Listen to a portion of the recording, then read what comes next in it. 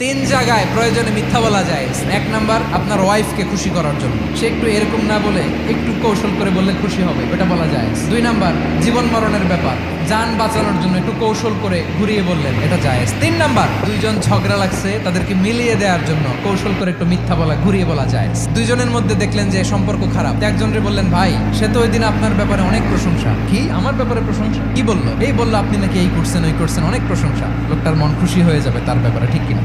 আবার তার সাথে যার ঝগড়া, ওরে যে বলুন, ভাই ওই দিন তো সে আপনার অনেক অ্যাপ্রিসিয়েশন করলো, অনেক, সে তো অবাক। কিন্তু বলে এই যে দুইজনের ব্যাপারে দুইজনের একটু ভালো ভালো কথা বলে দিচ্ছেন, একদিন দেখবেন রাস্তা দিয়ে হাঁটার সময় একে অপরকে সালাম দিয়ে ফেলছে, সালাম দিয়ে বুকে জড়ায় ধরছে, আছে না নাই? আবার মিলমিশ হয়ে গেছে। তা আমাদের স্বভাব হইলো, দুই প্রতিবেশী যদি একসাথে বসে একসাথে হাঁটে, দূর থেকে দেখলে আমাদের জলে, আছে না নাই? ঘটনা কি? এই দুইটার মধ্যে এত মিল কে? এই দুইটার মধ্যে গিরিঙ্গি লাগানো যায় কিভাবে? আল্লাহর কাছে তওবা করেন, এই মানসিকতার যেন আমরা না হয়, আমরা মিলিয়ে দিব।